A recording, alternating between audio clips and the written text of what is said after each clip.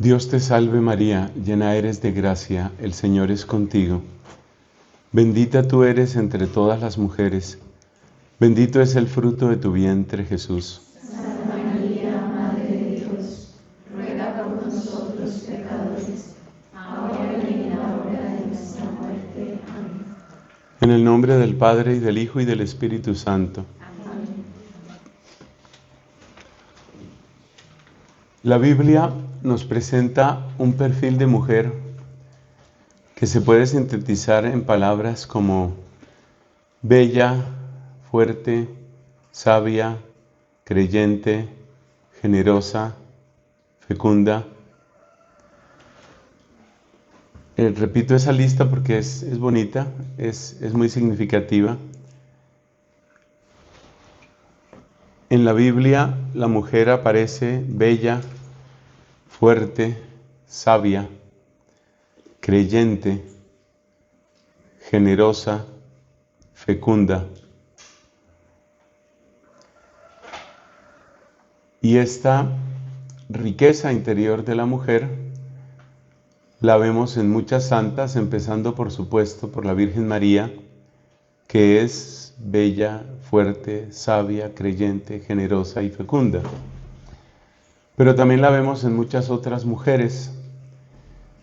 Y en nuestro tiempo, especialmente a partir del Concilio Vaticano II, la santidad, los dones propios de la santidad femenina, llamémoslo así, se han destacado cada vez más.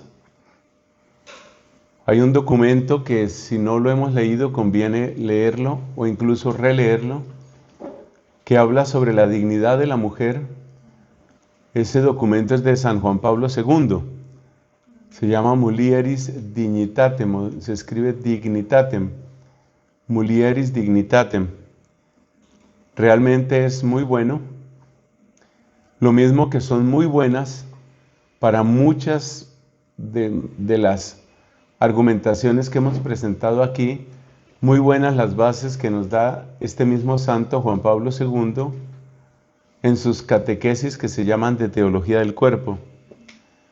A partir del año 1979, es decir, con un año de pontificado, el Papa Juan Pablo II inició una serie de catequesis que yo no sé si él al principio imaginó hasta dónde iba a llegar eso, porque él empezó hablando sobre el Génesis.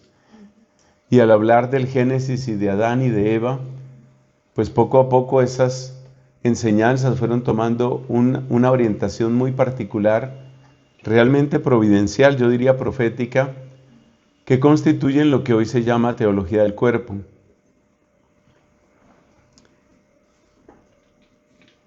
En la misma línea, antes, porque cronológicamente es antes, hay que recordar que por primera vez en la historia, en el año 1970, el Papa San Pablo VI declaró doctoras de la Iglesia a dos mujeres.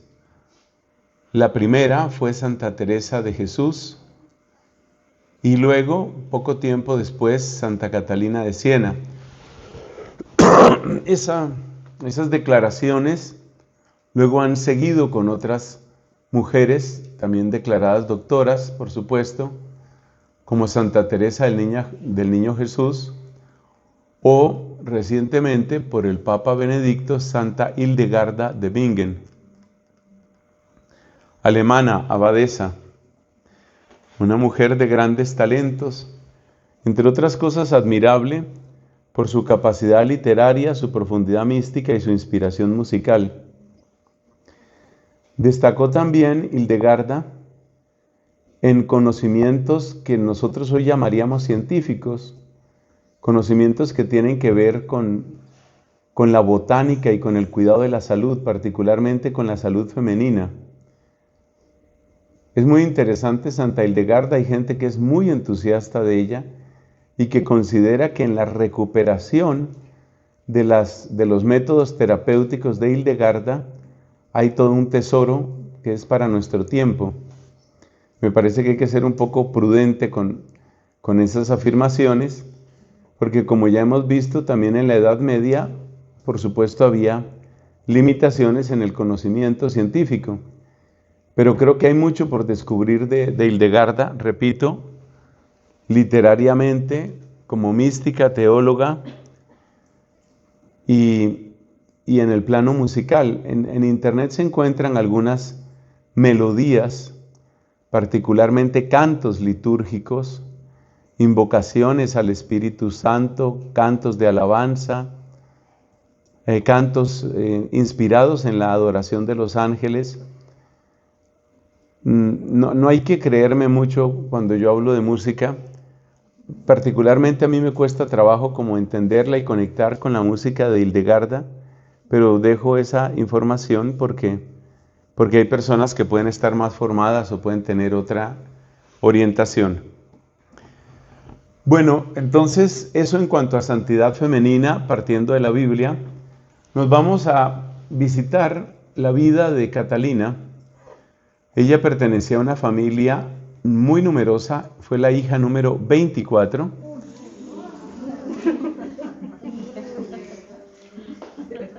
Les estoy hablando de que las mujeres son fecundas. Hija número 24 de Jacobo, se llamaba el papá, Lapa se llamaba la mamá. Catalina tuvo un hermano mellizo, no sé si fue hermano o hermana, que murió muy pronto, y esos fueron los últimos hijos de ese matrimonio. El apellido es ese, Benincasa. Vivieron en la ciudad de Siena, en Italia. Ya en esa época en Siena había un gran convento de dominicos, y la iglesia de los dominicos marcaba no solamente el perfil arquitectónico de la ciudad, sino también la espiritualidad, podemos decir. Catalina, pues, nació ahí en Siena. La zona de la ciudad es muy significativa, pues para los que conocemos y queremos a Catalina, se llama Fontebranda, podríamos decir el barrio o la sección de la ciudad donde ella vivió. La casa de los Benincasa se conserva, ha sido restaurada. Se pueden imaginar que para tantos niños tenía que ser una casa muy grande. El papá era tintorero, de estos que le dan pues color a las telas, y los talleres de tintorería estaban en la parte baja, como en el sótano de la misma casa. El siglo XIV, estamos en el contexto histórico, hablemos un poco del siglo XIV. El siglo XIV fue un siglo terrible de muchas maneras. Fue un siglo de crisis en muchos sentidos. ¿Por qué? Pues hablemos de la iglesia, hablemos de la sociedad y hablemos de las plagas o de la plaga.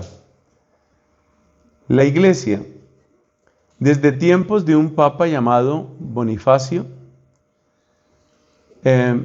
a comienzos de ese mismo siglo XIV, hubo un conflicto muy fuerte, un conflicto por bienes temporales en Italia, y el Papa recibió la hospitalidad y la protección del rey de Francia.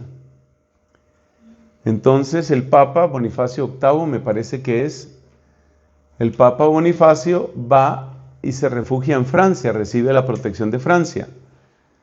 Recordemos que la evangelización de Europa tomó una ruta fuerte a partir del siglo VIII más o menos, de nuestra era obviamente, siglo VIII en la época de Carlos Martel, Pipino el Breve, Carlomagno, y por eso como el primer reino declaradamente cristiano fue un reino francés, se suele llamar a Francia la hija mayor de la iglesia. Debemos tener en cuenta que en el siglo XIII, o sea, pocos años antes de los acontecimientos que voy a contar, hubo un rey que fue santo, el rey Luis IX o Luis IX. Es un rey santo. Él es del tiempo de Santo Tomás de Aquino, del final de la vida de Santo Tomás. Entonces, Francia en ese momento, o el reino de Francia, era heredero de toda esa evangelización recibida y era como un paradigma de catolicismo. Por eso, cuando el Papa se ve amenazado, recibe esa protección de Francia, concretamente en una ciudad llamada Aviñón, la cual pues se escribe Avignon, con G. Lo que iba a ser una protección temporal se convirtió en una especie de residencia secundaria de los papas y luego de residencia permanente. De manera que desde el tiempo de Bonifacio, comienzos del siglo XIV, hasta casi finales del mismo siglo, y ahí va a intervenir Catalina, los papas siguieron viviendo en Aviñón. Y esto produjo mucho desorden en la iglesia. Uno puede entender que un papa tenga una situación particular de amenaza y que se refugie durante un tiempo en alguna parte. Pero es que después de que murió Bonifacio, su sucesor siguió en Aviñón y el sucesor de ese en Aviñón, y entonces por eso se habla de los papas de Aviñón. Entonces el papa abandonó su sede. La verdad es que los papas del siglo XIV abandonaron la sede. Y esto crea un precedente muy negativo, porque si el Papa abandona su sede, pues los obispos tampoco se sienten obligados a vivir en su sede. Y los párrocos tampoco se sienten obligados a vivir en sus parroquias. Es decir, se produjo una especie de efecto en cadena que produjo bastante egoísmo y produjo bastante comodidad en muchos sacerdotes. Esta circunstancia, unida a la pésima formación del clero, que era un mal que se venía arrastrando de tiempo atrás, a pesar de los muy buenos esfuerzos de un gran papa llamado Gregorio VII, por allá a la altura del siglo XI, pero a pesar de los esfuerzos de Gregorio VII no había buena formación en los sacerdotes. En el siglo XIII, Santo Domingo, finales del XII y comienzos del XIII, Santo Domingo, el fundador nuestro, se encontró con el mismo problema, pésima formación de los sacerdotes. En el siglo XIV la situación hace crisis absoluta, por esto que hemos dicho, el mal ejemplo de los papas, y además el hecho de que la vida en Aviñón se convirtió cada vez más en una especie de fotocopia de la manera como viven los reyes. Es algo que se le ha criticado mucho a la Iglesia Católica, la vida lujosa de los jerarcas. Y es un problema que va a seguir después. Hasta un cierto punto eso ha mejorado en nuestra época, particularmente cuando se genera lo que hoy conocemos como el Estado Vaticano. Pero es que en la época del siglo XIV la situación era muy complicada porque los papas tenían amplias tierras. Tú imagínate Italia, la famosa bota de Italia. La parte central de Italia había una franja bastante amplia que se conocía como los estados pontificios. Los estados pontificios llegaron a tener algo así como entre una 12ª y una 10ª parte del total de Italia. Era mucha tierra. Y los papas necesitaban que sus tierras fueran productivas, porque de ahí también vivían ellos, y entonces eran como reinos, eran señores feudales. La misma situación nos vamos a encontrar en el siglo XVI. Va a producir muchísimo desprecio de mucha gente y va a ser un gran descrédito de la Iglesia Católica. Esa era la época, siglo XVI, en que se estaba embelleciendo Roma con los monumentos que hoy tanta gente aprecia, como la Basílica de San Pedro y tantos otros edificios. Uno tiene que pensar siempre que esos edificios son muy bellos, pero que nos pasaron una factura gravísima a la iglesia, creando una imagen de una iglesia triunfalista, dedicada solo a las cosas de este mundo y muy dispuesta a protegerse, primero que todo a ella misma. El Papa Francisco ha tratado de cambiar esta imagen de muchas maneras. Hay cosas muy interesantes que él ha propuesto, como la Jornada Mundial de los Pobres en noviembre, y ha buscado de otras formas que la iglesia sea más sobria, pero si tú eres papa no tienes mucho que hacer con esos edificios, sino mantenerlos y embellecerlos. Tratar de que sirvan también, presten un bien cultural y de alguna manera preparen algo positivo hacia el Evangelio. Entonces, la situación de los papas en Aviñón fue desastrosa porque lo que se produjo en Aviñón fue una especie de corte real. Y la versión de los cardenales como grandes príncipes y la cantidad de clérigos y luego familiares de los clérigos y luego una cantidad de personas que aparecían allá que no se sabía bien qué estaban haciendo y que eran simplemente parte de un reino. Esto desacreditó terriblemente a la iglesia, pero no produjo inmediatamente un cisma. El cisma vendría después y por razones solo indirectamente conectadas con el lujo. En todo caso, la situación de la iglesia era muy mediocre, tanto en lo que se llama a veces bajo clero, como decir sacerdotes de parroquia, como alto clero, es decir, arzobispos, cardenales. Muy mala situación de la iglesia. Pero a esto debemos agregar el otro problema que hemos dicho, que es el de la plaga. El año en que nació Catalina, que fue 1347, fue un año de extensión, de propagación de la plaga. ¿Cuál plaga? Pues fue una pandemia espantosa que se conoce como la peste negra. La peste negra atacó 3 veces, diezmando espantosamente la población. Obviamente no había vacunas, obviamente no había ni siquiera conocimiento de microbios ni de bacterias. Hubo todo tipo de teorías, algunas de ellas marcadas de superstición, otras marcadas de antisemitismo. En algunos lugares, para vergüenza de la Europa cristiana, se atacó a los judíos diciendo que eran los judíos los que envenenaban el agua o los que de alguna manera le hacían daño a la población. Y hubo ataques contra judíos en ese tiempo. La plaga esta, la peste negra, eliminó una parte muy grande de la población.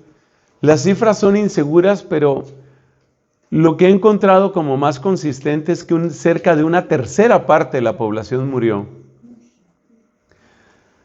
La parte más afectada fue la de la iglesia, especialmente los monasterios. Efectivamente, términos que nos resultan familiares a nosotros por la pandemia que tuvimos hace poco, de COVID, cosas como distanciamiento social o tener utensilios dedicados únicamente a las personas enfermas, eso no se tenía en cuenta en la época. De manera que los contagios eran impresionantes. Hubo monasterios en donde murieron todos o quedaron 1 o 2 monjes. Hubo monasterios de monjas. Las mujeres a veces comparten más de cerca, los mismos utensilios, los mismos útiles para cocinar. Murieron muchísimas monjas, muchísimos monjes. Muchos sacerdotes, muchas personas huyeron al campo. Fue una situación desesperada y una consecuencia adicional de esto es que empeoró todavía más lo que estaba pasando en la iglesia, porque también murió un número de obispos, pero además los obispos que quedaban tenían de alguna manera que sacar sacerdotes y sacar sacerdotes pronto porque había regiones inmensas que se quedaron sin sacerdotes. Esto produjo pésimas decisiones, lo cual significa que se eligió a personas indignas o desesperadas por tener un sustento para sacerdotes y fueron ordenados como sacerdotes, hombres que realmente no tenían mucha vocación, que simplemente estaban buscando un medio de sustento, hay que vivir de algo. A esa especie de reconocimiento de que hay que vivir de algo, la iglesia le suele llamar beneficio. Beneficio es el ingreso económico que un sacerdote, particularmente un diocesano, puede esperar cuando tiene una parroquia. Para nosotros lo usual hoy es que el sustento de los sacerdotes esté directamente ligado con la labor pastoral.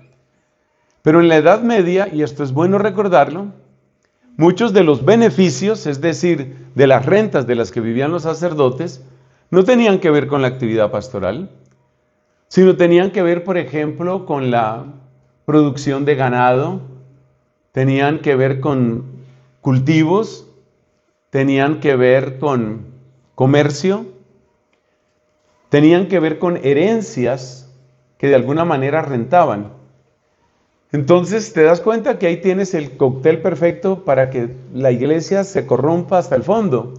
Porque muchos de estos sacerdotes que no tenían mayor interés en lo religioso, pero que sí veían un beneficio, es decir, veían una renta para ellos, pues se concentraban completamente en la renta, se concentraban en hacer dinero, en asegurar lo suyo, estar bien.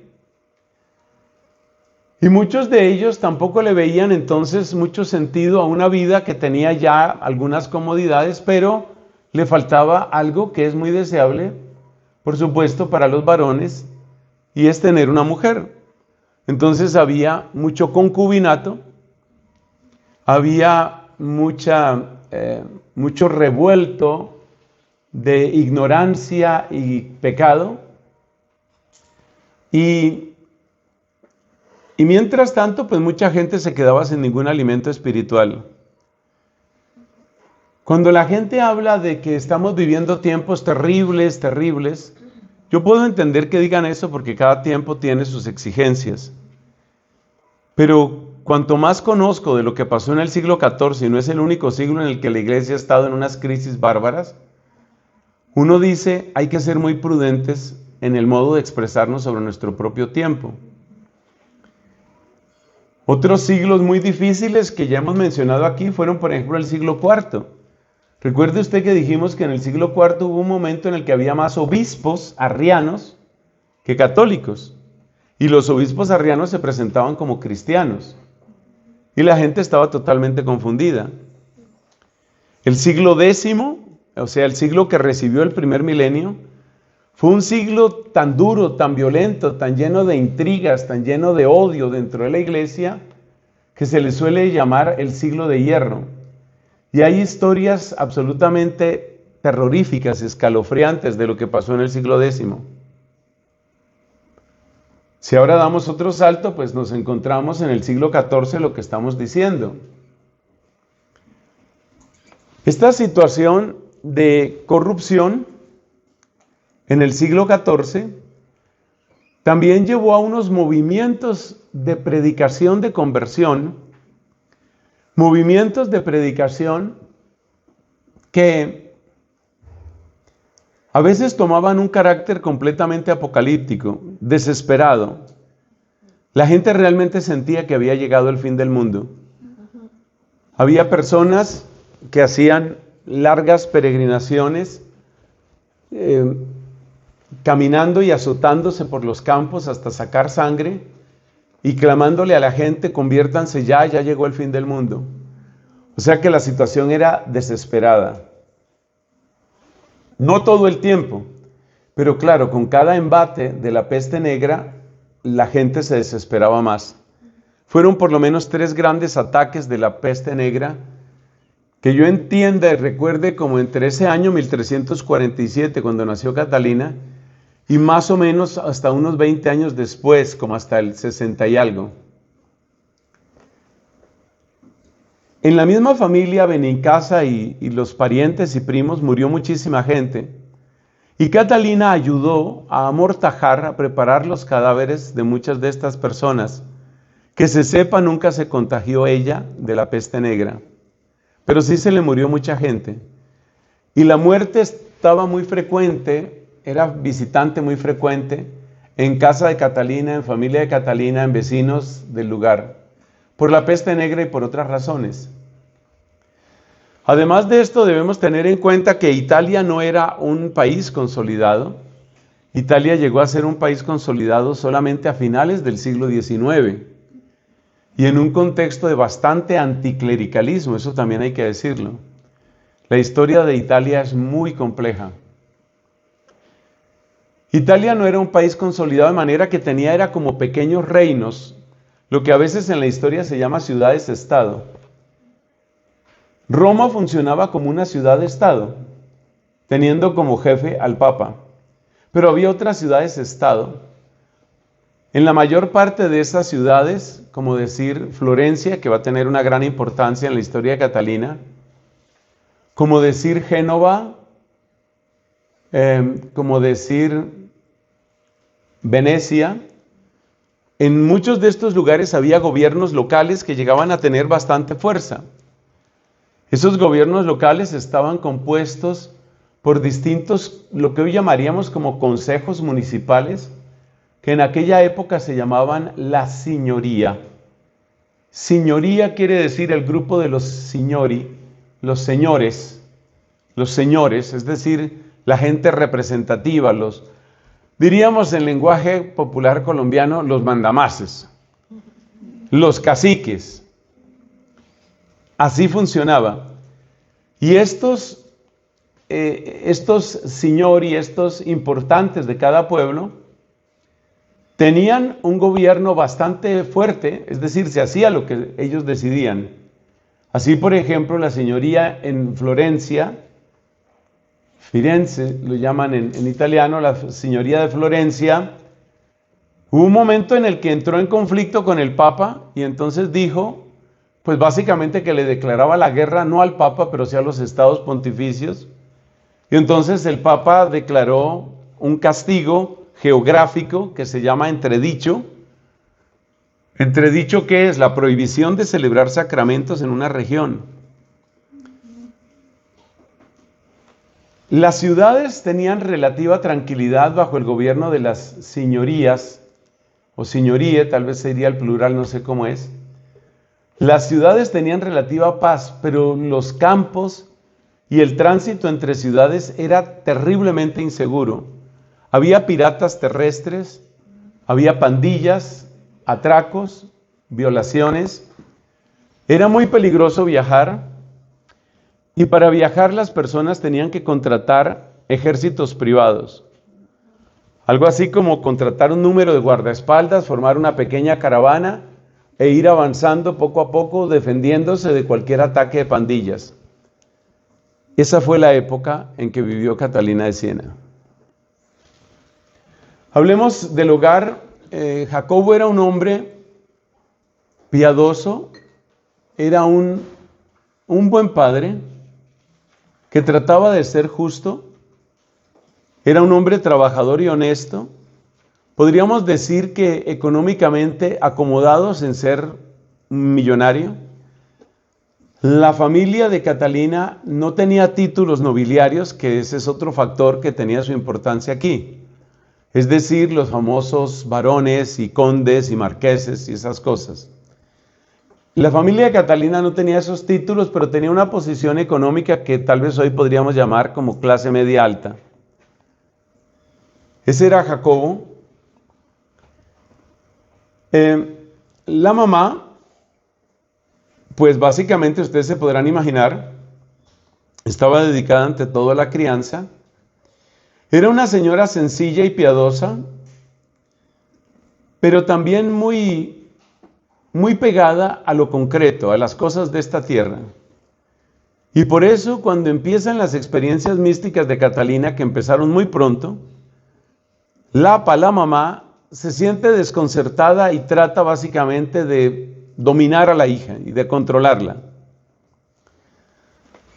Lapa, como la gran mayoría de las mujeres de Italia, no sé si de Europa, de aquella época, está convencida de que lo mejor que le puede suceder a una niña, apenas se desarrolla, ya tiene su capacidad de ser mamá, lo mejor es que en la flor de la juventud, es decir, en lo más bello que va a tener su cuerpo, encuentre pretendientes, se case pronto. Es importante casarse pronto, casarse bien con una persona que le ofrezca un futuro, que tenga cierta solidez económica, y hay que tener hijos. Hay que tener muchos hijos.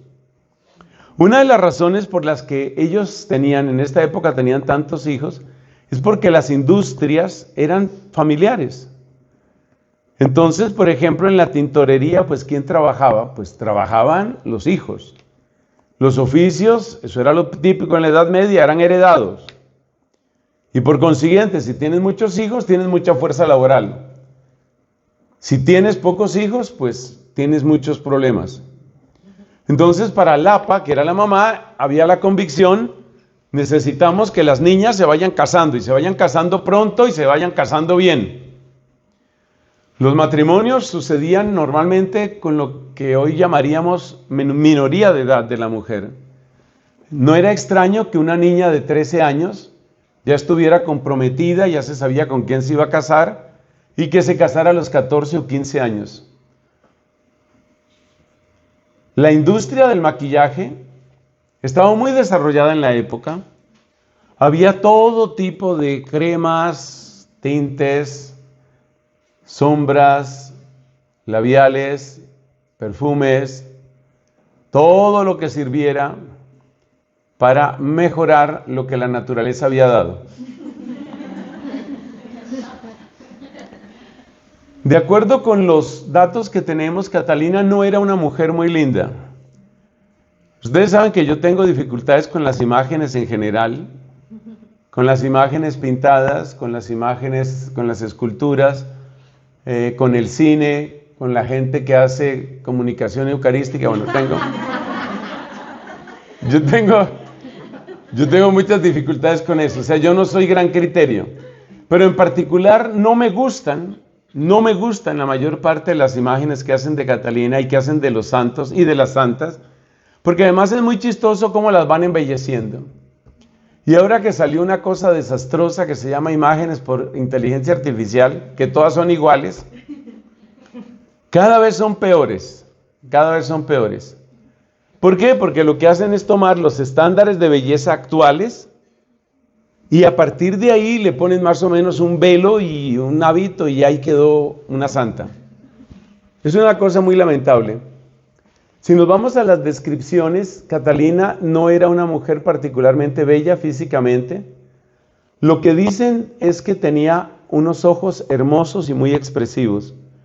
Pero aparte de eso no hay muchos más elogios, así que quedémonos con eso. Bueno, esa era Catalina en la parte física.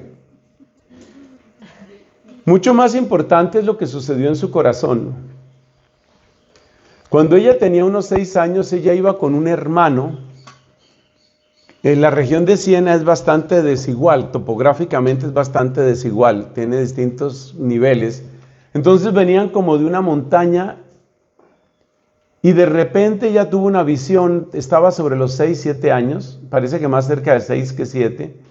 Iba con el hermano. Y de repente ella vio sobre la iglesia una imagen gigantesca de Jesucristo que estaba revestido con ornamentos de sacerdote, que la miraba fijamente de una manera seria pero muy dulce. Catalina se detuvo frente a esa hermosísima visión. La visión la tuvo únicamente ella, no el hermano. El hermano la apresura y Catalina solo trata como de retener el tiempo y quedarse mirando eso. Ella queda profundamente fascinada por los ojos y la belleza de Jesucristo y siente en su corazón de niña que solamente puede ser y solamente puede vivir para Cristo. Esta convicción es un don ya excepcional entre muchos dones excepcionales que tuvo ella. Esta convicción de ser totalmente para Cristo se traduce en que ella no quiere casarse. Pues no quiere casarse con un varón porque ella siente que ella es de Cristo. Muy pronto, por eso se habla de que ella tuvo como una consagración a esa edad. Y esa consagración, aunque ella seguramente no lo hubiera podido explicar a sus 6 años de edad, esa consagración se expresa en lenguaje actual como un voto perpetuo de virginidad a los 6 años. Eso fue lo que tuvo Catalina. Una conciencia de que yo soy de Él, yo soy de Cristo. Soy de Cristo totalmente en mi cuerpo y en todo mi ser y soy de Él para siempre. Y eso es un voto de virginidad. Y como ella pensaba y sentía que eso era para siempre, pues entonces pues entonces tenemos que hablar de un voto perpetuo de virginidad a los 6 años, lo cual puede parecer absolutamente imposible, pero no lo es cuando tú empiezas a conocer quién es Cristo y qué puede hacer Cristo en un corazón. La mamá no entiende eso. La mamá era una mujer práctica, una mujer buena, católica. Además, en la casa de Catalina se leían vidas de santos. Un dominico llamado Jacobo de Vorágine escribió un libro que se llama La Leyenda Áurea. La palabra leyenda en latín quiere decir lo que hay que saber o lo que hay que leer. La leyenda áurea quiere decir lo que hay que saber, historias de oro que hay que saber. Esa sería una traducción adecuada. Historias de oro que hay que conocer. Y esa historia de oro contenía vidas de santos. Y Jacobo, el papá, que ya dijimos que era también un hombre piadoso, él tenía la costumbre de que, o había impuesto en la casa la costumbre de que durante las comidas, por lo menos la comida de mediodía, se leía de ese libro. O sea que Catalina creció oyendo vidas de santos. Todo eso muy bien, pero cuando Lapa se da cuenta que la hija está así como un poco renuente al tema de embellecerse, de maquillarse, el cabello pues es clave dentro de los atributos que puede tener una mujer bonita, una mujer joven. Entonces la mamá empezó a presionar y Catalina cedió hasta un cierto punto. Pensemos que las máximas autoridades para ella pues eran su papá y su mamá. Y ella era una niñita que debía tener muy pocos años en esa época.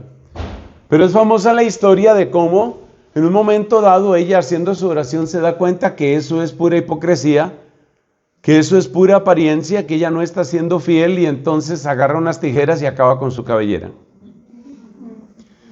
Y se pone un gorrito parecido a unos que estoy viendo aquí.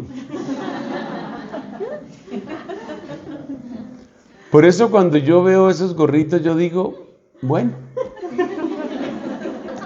hay que soportarlos en nombre de Catalina.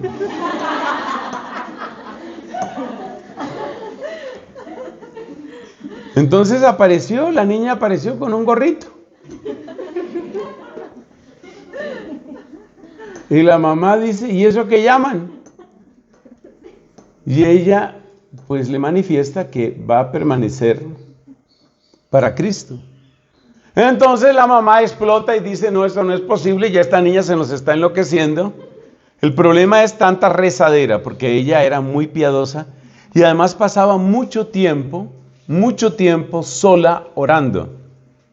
O sea, tenía una tendencia eremítica.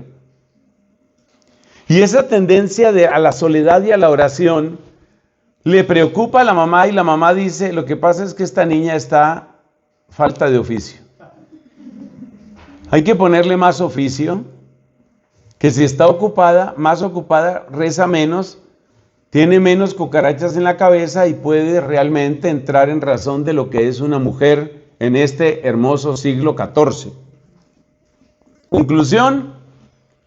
Despidieron a la empleada y la pusieron a ella de sirvienta de la casa. Usted tiene que trabajar de sol a sol porque usted estará segura de que si mientras ayuda en la tintorería, la lavandería, la cocina, el aseo, sube, baja, le queda poquito tiempo para estar ahí con sus historias y sus oraciones. Tanta oración tampoco, eso no puede ser. Y entonces recarga de trabajo a Catalina. Ese recargo de trabajo duró un tiempo, no sé cuánto tiempo. Ese recargo de trabajo terminó un día que Catalina estaba por allá en uno de los sótanos de la casa, donde estaba lo de la tintorería, haciendo que pues había logrado un poco de tiempo para hacer oración. Entonces estaba haciendo oración allá junto a los toneles esos de tinta. El papá bajó por alguna razón y el papá tuvo una visión. El papá vio en ese lugar donde era imposible que estuviera tal animal, vio que había una especie de paloma que sobrevolaba la cabeza de Catalina. Él entendió que era algo sobrenatural, seguramente lo asoció con el Espíritu Santo, sería lo normal. Y entonces tomó una decisión. Él era el que gobernaba realmente su casa, era señor de la casa. Entonces él tomó una decisión y dijo, mire, se acaba este recargo de trabajo para Catalina. Vamos a dejar que ella siga su camino.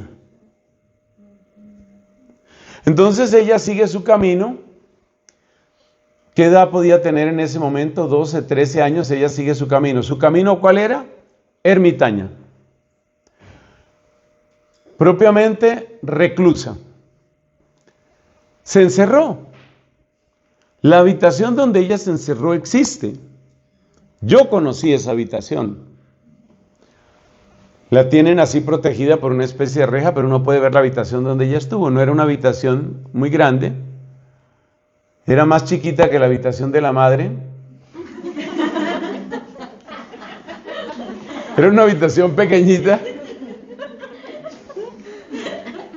¿Y qué hacía ella? Orar, orar, orar. ¿Leía? No, no leía. ¿Por qué no leía? Porque no sabía leer. Las mujeres no aprendían a leer. Ella aprendió a leer milagrosamente. La vida de Catalina ya está llena de milagros. Ella aprendió a leer milagrosamente muchos años después. Muchos años es como unos 14, 13, 15 años después. O sea que ella no leía. Básicamente lo que hacía era orar y su libro era la cruz. Además ella se sintonizaba con los dominicos y amaba profundamente la orden dominicana. La orden dominicana ya dijimos que hacía presencia en el pueblo y la orden dominicana tenía en ese tiempo la costumbre de una oración de medianoche que se llamaba tradicionalmente maitines y que es el origen del actual oficio de lecturas. Maitines se rezaba hacia medianoche, pero téngase en cuenta que esto no era del todo extraño en la Edad Media, porque en la Edad Media la gente solía dormir como en dos bloques. Hay investigaciones que muestran esa costumbre que para nosotros es muy extraña. La gente se acostaba temprano, más o menos pasando un poco la caída del sol, por decir algo, 7 de la noche, 8 de la noche, dormían unas 4 horas o un poquito más, se despertaban hacia medianoche, hacían una cantidad de oficios y cosas y visitas a medianoche, esa era la costumbre medieval. Algunos leían, otros cocinaban, otros lavaban ropa, era como una jornada que hacían allá a medianoche. Y después de eso, que podía durar entre 45 minutos, 1 hora y media o algo así, volvían y se acostaban y dormían la otra parte de la noche. Es una costumbre que nos parece absolutamente exótica a nosotros, pero así era como dormía la mayor parte de la gente en la Edad Media. Por eso tampoco suena tan extraño que los monjes o los frailes, en el caso de los dominicos, hacían lo mismo. Solo que los frailes ese tiempo no estaban ni cocinando, ni lavando, ni conversando, sino que estaban orando. Esa oración de medianoche se llamaba maitines. Entonces la costumbre de Catalina era que ella permanecía, ella no dormía la primera parte de la noche, permanecía despierta haciendo sus oraciones, sus penitencias, su meditación frente a la cruz, y así día tras día tras día. Y cuando ya llegaba la medianoche, o por allá el tiempo de maitines, y sonaba la campana del monasterio de los frailes, entonces ella decía, bueno, ya se despertaron ellos para bendecirte, ya me puedo yo recostar. O sea, ella se sentía emocionalmente, afectivamente muy conectada con la orden dominicana. Además, la gran iglesia era la iglesia de Siena. Esa iglesia no ha necesitado muchas reconstrucciones, o sea que lo que vemos hoy se parece mucho a lo que ella conoció. Tuve oportunidad de estar en esa iglesia. Entonces la iglesia tiene hacia el fondo, hacia oriente, como era la costumbre, tiene el altar mayor. Obviamente la Eucaristía se celebraba mirando al altar. Y en la parte contraria, lo que nosotros llamaríamos el fondo de la iglesia, había un espacio grande, ese también lo conocí, un espacio grande que es más o menos como el espacio de este corredor, que era una capilla donde se reunían unas consagradas que no eran religiosas, que vivían en sus casas o que se asociaban para vivir. O sea, ya eso se parece mucho a una sociedad de vida apostólica. Pero ellas se llamaban, la gente las llamaba mantelate. El nombre oficial de ellas era Hermanas de la Tercera Orden de Penitencia de Santo Domingo. Y eran dirigidas por los dominicos. Un primo de Catalina era dominico, se llamaba Tomás de la Fuente. Entonces, los dominicos tenían esa especie de movimiento. Aquí lo llaman, en internet dicen, Catalina fue una laica. Eso no es cierto. Eso no es cierto. Para lo que nosotros entendemos hoy que es una laica, no era una laica. Tal vez se podría decir una laica consagrada, más o menos. Se parece un poco, la vida de Catalina se parece un poco a estas personas que se consagran y viven en el mundo como las vírgenes diocesanas, o se parece un poco a estas otras asociaciones, otras asociaciones que hay así de consagrados en el mundo. Pero es un modo de vida que no existe hoy, lo que tuvo Catalina. Porque ellas, por ejemplo, las mantelate, que la gente las llamaba así, ya vamos a explicar por qué. Las mantelate utilizaban una especie de hábito todo el tiempo. Un hábito blanco con una capa negra. Pero lo característico de ellas era que utilizaban un velo muy largo. De hecho, el velo que ustedes utilizan, que hoy veo que se lo pusieron, el velo que ustedes utilizan, así era el velo de ellas. Utilizaban un velo larguísimo que parecía como una especie de manta. Entonces la palabra mantelata quiere decir la manteada, es decir, la que lleva la manta. Y mantelate es el plural femenino en toscano, que era la lengua que se hablaba ahí, que es muy semejante al italiano. Entonces Catalina se siente atraída, ella iba a esa iglesia obviamente, y ella se siente atraída por estas consagradas. Que yo sepa, nunca pensó en ser monja, si entrar a un monasterio de monjas, no. Pero la vida de esas consagradas sí le llamaba la atención. Entonces ella quería ingresar ahí. Las mantelate en general eran mujeres mayores. Algunas de ellas eran viudas. Otras eran personas que habían quedado solteras. No tenían jovencitas. Y una de las razones por las que no tenían jovencitas es porque habían tenido algunos escándalos. Creo que no muy numerosos, pero sí los habían tenido de jovencitas que entraban con el grupo y después resulta que se enamoraban y resulta que o alguien se enamoraba de ellas y dejaban el grupo y eso era un escándalo muy grande. Entonces las mantelate no eran muy partidarias de recibir jovencitas. Cuando Catalina quiere entrar con ellas, probablemente tenía unos 16 años. Entonces, ¿qué hacían las mantelate estas? Bueno, pues, ¿qué hacemos con la chiquita esta que quiere entrar acá al grupo? Entonces enviaron a dos de ellas, bastante amargadas, a que más o menos le hicieran examen, a que averiguaran cómo era la tal Catalina esa, que en toscano entiendo que no se dice Catalina, se dice Caterina. A ver, ¿qué tal es la tal Caterina esa? Entonces fueron allá a hablar con ellas. Por esa época Catalina estaba enferma, estaba muy enferma. Tan enferma que casi no podía sostenerse en pie, tenía que permanecer acostada. Le dio un brote horrible en la cara y en todo el cuerpo. Ya dijimos que no es que fuera una reina de belleza, no era particularmente bonita, digamos, una persona promedio, pero una persona promedio con una enfermedad horrible, pues se ve horrible.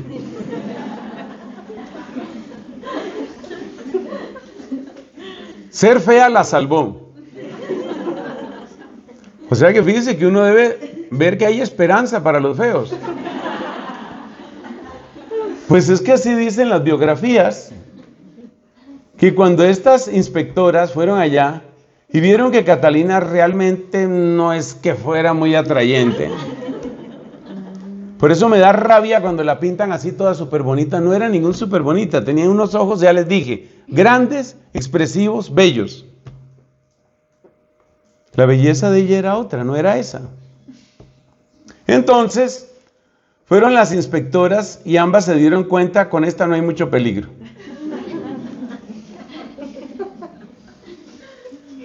Pero lo más importante no fue eso. Cuando ella entró de mantelata, en eso hay dudas, pero debió ser sobre los 16 años de edad. ¿En qué año estamos ahí? Como en 1363 o una cosa parecida. Cuando ella entra de mantelata, más allá de esta anécdota de que no era tan bonita o que no estaba tan bonita, se mostró un don que luego va a marcar la vida de ella. Y es que estas mujeres, que yo las llamo las inspectoras, estas mujeres se pusieron a hablar con ella sobre por qué quería consagrarse, cuáles eran sus intenciones. Y le sucedió a ellas lo que después le pasaría a muchísima gente. Cuando Catalina empezaba a hablar, muchas personas quedaban asombradas, en algunos casos casi paralizadas, porque su palabra tenía tanta convicción, sinceridad, profundidad, belleza, que parecía imposible que una persona, por ejemplo a esa edad, pudiera hablar así. O sea, tú imagínate realmente una niña pequeña, pero hablando con la sabiduría de una persona que tiene muchísima oración, ella la tenía, pero además de eso tiene muchísimo conocimiento, como si hubiera estudiado muchísima, pero muchísima mística y teología. Entonces ellas quedan asombradas por la sabiduría de ella, por la manera como habla de Cristo, por la intimidad que muestra su conversación cuando se refiere a Cristo, y deciden acogerla. Dentro de ese grupo de mujeres consagradas hubo envidias y resistencias contra ella. La naturaleza humana aparece siempre.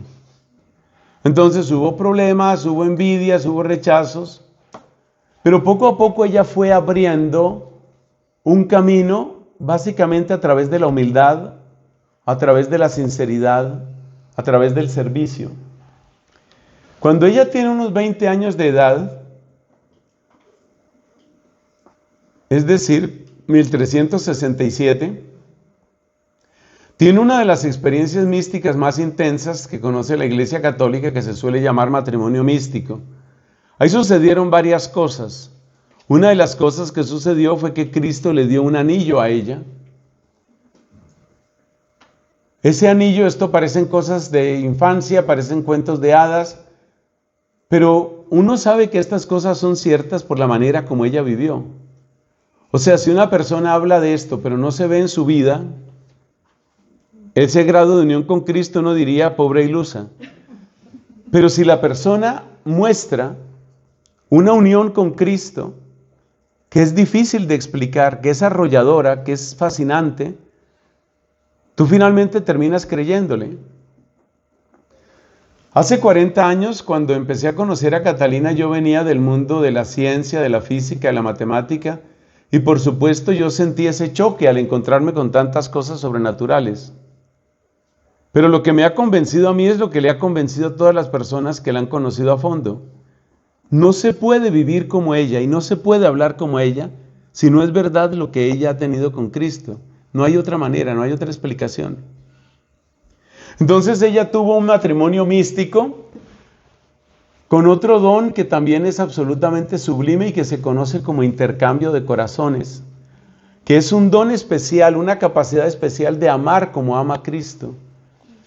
Y amar como ama Cristo a todos, a los difuntos, a los sacerdotes, a los niños, a los enfermos, a los desposeídos, a la iglesia. Un amor incalculable, un amor desbordante hacia la iglesia. Es realmente impactante. Unos años después, hacia el año 1370, vuelve a enfermarse gravemente, muy gravemente, Y entonces, pues básicamente, la gente dice se murió. Queda postrada y todo indica que se murió. Pero no se murió, duró inconsciente un tiempo.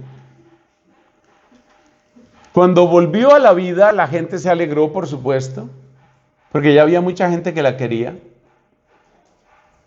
Pero cuando ella se dio cuenta que estaba todavía aquí, rompió a llorar, porque ella realmente pensó que se iba ya para el cielo. Tenía en ese momento 23 años de edad.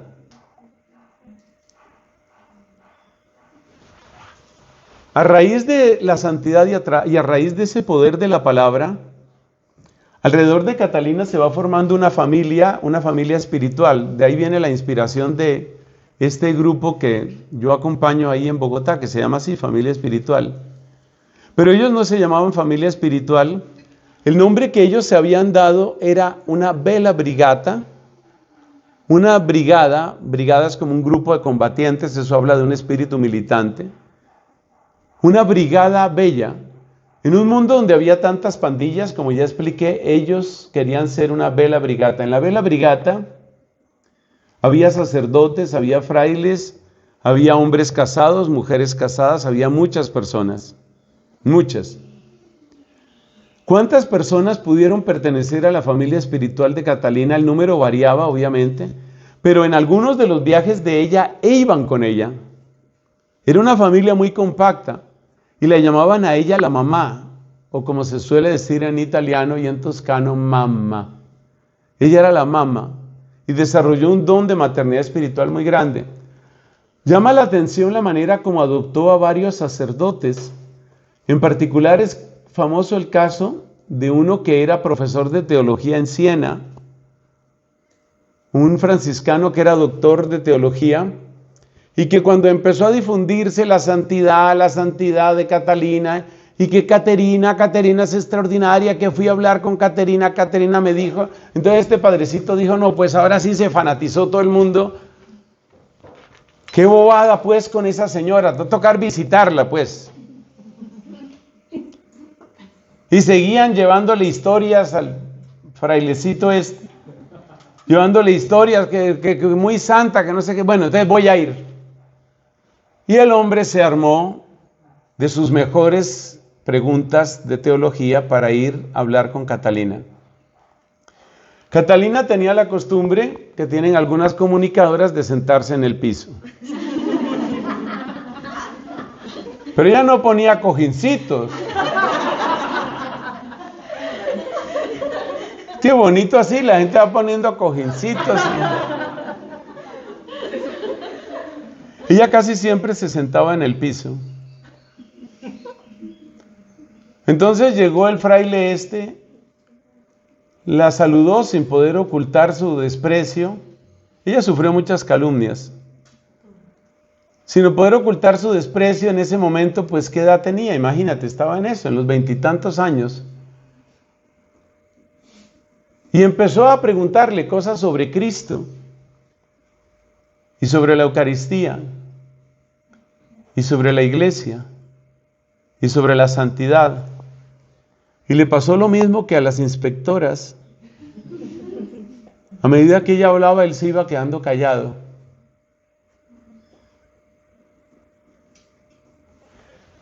Quedó totalmente asombrado.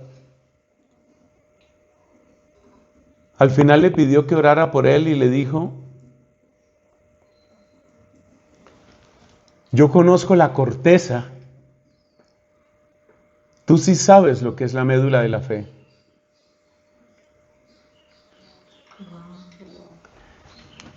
Esas situaciones se le presentaron varias veces. Hubo otro sacerdote que también había oído de la fama de ella, y entonces planeó una burla utilizando para ello la Eucaristía. En una de las varias enfermedades fue a verla con los acólitos, con los ciriales, con el portaviático, con la capa pluvial, con todas las ceremonias, con la hostia. entró a la casa de Catalina, todo el mundo cae de rodillas. Catalina no voltea a mirar la hostia. Entonces la gente se queda extrañada y ella le dice al sacerdote: ¿usted por qué engaña a la gente? ¿Por qué ha traído una hostia sin consagrar?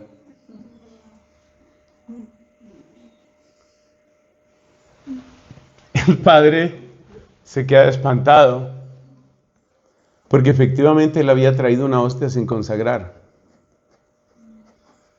Pero es que ella estaba muy unida a Cristo y a ella no le podían cambiar a Cristo, ni siquiera por una hostia sin consagrar. O sea, realmente ese es el tipo de cosas que hacen que uno diga: la santidad es maravillosa. Pasa que nosotros somos muy débiles, muy mediocres y muy inconstantes, pero la santidad es maravillosa.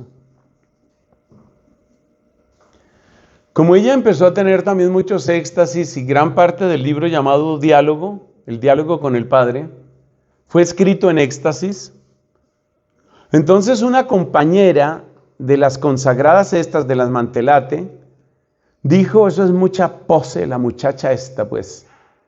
Ay, es que se exhibe y es que le encanta y que la sigan y que la rodeen y que ¿cómo es? Le llamen mamá y todo ese tipo de cosas. Entonces se consiguió una aguja larga y cuando Catalina entró en éxtasis, le atravesó el pie con la aguja. Porque para ella todo eso era pose. Pero cuando le atravesó el pie con la aguja, Catalina no reaccionó. Y esta se quedó aterrada. Entonces le sacó la aguja, ensangrentada. Cuando Catalina terminó su experiencia mística, no podía caminar del dolor. Pero esas cosas pasaban. Otra historia, son muchas historias, por contarles solo otra. Hubo un señor que se llamaba Nicolás di Toldo, había sido condenado a muerte. La condena parecía injusta. Y este hombre renegó, apeló, no le aceptaron la apelación. Acuérdate que el gobierno era local, el gobierno local de Siena no aceptó la apelación. Él volvió a apelar y volvieron a rechazarlo y se fijó fecha de ejecución. Entonces él sintió que Dios lo había abandonado. Él sintió: no hay ningún Dios. Dios, ¿por qué va a permitir esto? Entonces rompió en maldiciones contra toda la gente, especialmente contra el gobierno, pero estaba encarcelado, no podía hacer nada. Rompió en maldiciones contra toda la gente y luego, lleno de ira contra Dios, empezó a blasfemar en los peores términos, diciendo que, cualquier tipo de porquerías que no hay que repetir acá. Catalina se enteró de ese caso. Ella sabía que lo iban a ejecutar. Y ella sabía que ese hombre iba a morir en las peores condiciones porque estaba maldiciendo contra Dios y blasfemando. Entonces ella pidió permiso a la señoría para visitar a este hombre en la cárcel. Y fue a visitarlo. Y de nuevo empieza a hablar. El poder de ella era la palabra. Empieza a hablar. Y duró hablando con él largo rato. Tuvo 2 entrevistas con él. Y el hombre cambió. Y se arrepintió. Y pidió confesión. Solo le pidió a Catalina que el día que lo fueran a decapitar, porque esa era la pena, lo iban a decapitar, que el día que lo fueran a decapitar ella estuviera presente. Y ella estuvo ahí cuando lo decapitaron. O sea, la vida de la gente cambiaba. La vida de la gente cambiaba.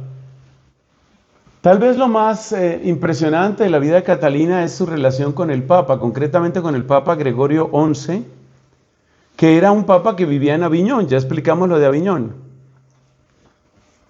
Este papa llevaba no mucho tiempo de elegido y estaba en Aviñón, pero él tenía muchas dudas porque ya en ese momento era evidente el daño que se estaba causando a la iglesia con el hecho de que los papas no vivían en Roma. Es que no es porque idolatremos Roma, es que Roma es la sede del papa. Y si el papa no vive en su sede, ¿cómo reclama nada a nadie? Entonces, por aquel tiempo, Catalina estaba en la ciudad de Génova y el papa llegó a la ciudad de Génova en alguno de sus viajes. Y el papa supo que Catalina estaba en Génova. Y entonces el papa fue a buscarla. Estas cosas parecen ciencia ficción. O sea, era tan grande la fama de la santidad de ella que el papa dijo, yo necesito hablar con ella. Ese es el poder de una mujer que es mujer.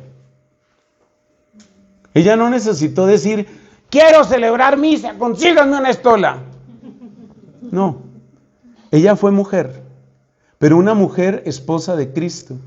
Una mujer que tenía tanto Cristo dentro, que su palabra golpeaba de una manera como golpea la palabra de Cristo. Y yo de eso sé un poquito. Entonces el Papa no se vistió como obispo, sino como sacerdote.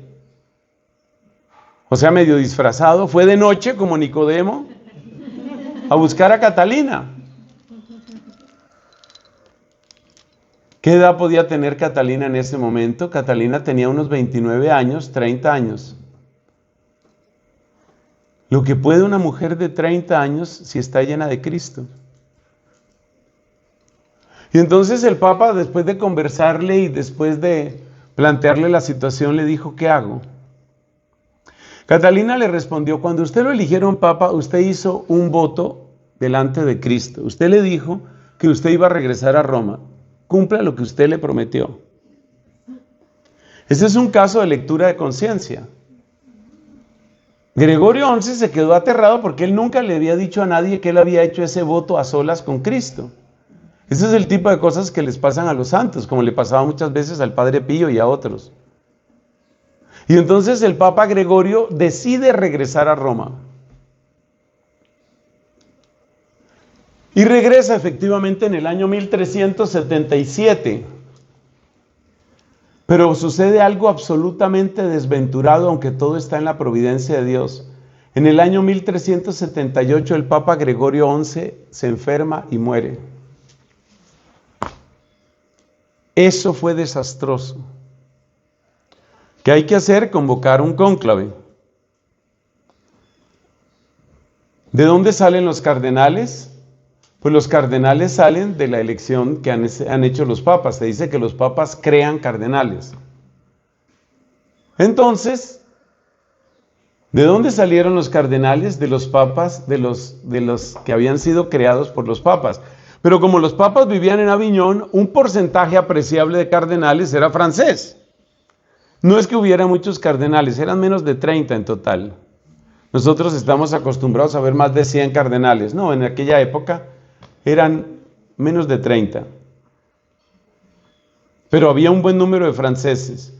Entonces hicieron el cónclave en la ciudad de Roma y eligieron papa. Fue un papa de nombre Urbano. Entonces eligieron al Papa Urbano y todo muy bien. Y el Papa Urbano se queda en Roma.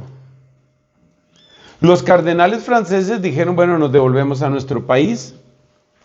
Pero apenas salieron de la ciudad de Roma, dijeron, esa elección es inválida. Nosotros estábamos amenazados y presionados, esa elección es inválida. Nosotros no elegimos libremente, nuestro voto es nulo, ahora sí vamos a elegir el verdadero Papa. Y entonces se fueron para Aviñón y ellos eligieron su propio Papa. A eso se le conoce como Cisma de Occidente y sucedió en 1378. Entonces hubo un Papa en Roma y un Papa en Aviñón. Ustedes se pueden imaginar lo que esto produjo en el corazón de Catalina. Fue algo espantoso. Las cartas más duras que ella envió datan de ese tiempo, 1378, 1379.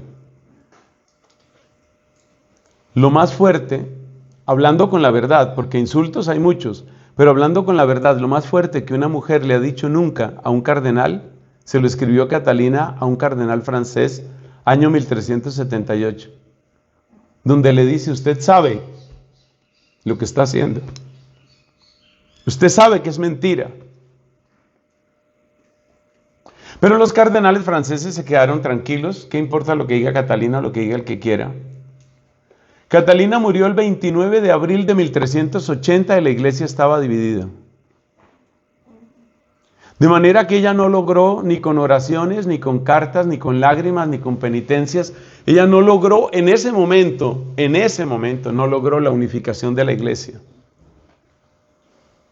No la logró.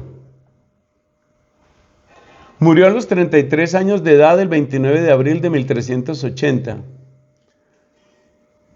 Sus últimas súplicas son absolutamente conmovedoras. A mí me han hecho llorar muchas veces. Especialmente una súplica que le hace a Cristo y le dice: toma este corazón y exprímelo sobre el rostro de la iglesia y límpiala. Es un amor absolutamente apasionado. Otra frase famosa de Catalina es: la mia natura es fuoco, mi naturaleza es fuego. La intensidad del amor de Cristo a ella, pero aquí estoy hablando del amor de Catalina a Cristo, es una cosa descomunal. Eso fue lo que a mí me impactó. Me impactó muchísimo porque yo vi una persona, sé que todo esto vale para todos los santos, pero Dios sabe quién le pone a uno en el camino. Me impactó muchísimo porque yo vi una persona que tomó en serio a Cristo. Esa es Catalina para mí. Una persona que tomó en serio el Evangelio por encima de todo, por encima de todo. Y me doy cuenta que eso es lo que hace falta en la iglesia. No necesitamos violencia, ni necesitamos arrogancia, no necesitamos orgullo, ni necesitamos política o politiquería, ni manipulación. Necesitamos gente que tome en serio que Cristo nos amó en serio. Eso es lo que necesitamos y eso fue lo que yo encontré en Catalina. Y me ha marcado desde hace 40 años. Yo estaba haciendo las cuentas y según mis estimaciones, lo mejor de mis estimaciones, la primera vez que yo me encontré con la vida de ella fue el 21 de marzo de hace 40 años, 1984. No, 1985, y estamos en el año 2025. El 21 de marzo de 1985 me encontré con ella. La mayor parte de lo bueno que ustedes vean en mí como predicador tiene que ver con esta mujer. Yo tengo que ser sincero. La mayor parte. Si usted ve una cosa buena que yo tenga, en buena parte se debe a las oraciones de ella y a la enseñanza de ella. Por supuesto, hay otras muy buenas influencias como Santo Tomás de Aquino. Mi orden dominicana me ha formado, me ha educado. La Sagrada Escritura toda. Pero para mí es difícil encontrar una persona que haya tenido tanto impacto en mi manera de ser fraile, de ser sacerdote, de ser predicador, en lo bueno. Lo malo es responsabilidad mía. Pero lo bueno en gran parte tiene que ver con el poder de esta jovencita. Que no es otra cosa sino el poder de Dios, ¿no? Obrando ahí. Entonces ella muere ofreciendo su vida por la iglesia. Deja pocos escritos. ¿Qué quedan de ella? Quedan unos cientos de cartas. Queda el libro del diálogo, quedan las oraciones y quedan biografías. Su confesor Raimundo de Capua escribió una biografía. Su primo Tomás de la Fuente escribió otra biografía y son las dos fuentes principales de esa época. Y después de eso se han escrito otras biografías. Lo que yo encontré el 21 de marzo del 85 fue una biografía que publicó la BAC. Esta es muy difícil de conseguir, no la he visto tanto. Le escribió un señor que se llama Giorgio Papasogli. Giorgio se escribe Giorgio. Giorgio Papasogli. Papasogli se escribe Papasiogli. una cosa así. Entonces, pues yo no tengo sino motivos de darle gracias a Dios, y no tengo sino motivos también de humillarme, porque es muy grande lo que da Catalina. Y yo pienso que toda esa riqueza, pues sí, es verdad que yo he tratado de ponerla en práctica y de ponerla al servicio de la iglesia, pero también soy consciente de que falta mucho. A todos nos falta mucho, hay que orar mucho, hay que buscar conversión. Esta es pues una presentación de la vida de Santa Catalina. Entendemos por qué es doctora de la iglesia. Unos últimos datos. El 29 de junio de 1461 fue canonizada por el Papa Pío II, que era también natural de Siena, por cierto. El Papa Pío II dijo el elogio más bonito que se ha dicho de Catalina. Ese elogio es: nadie se acercó a ti sin volverse mejor.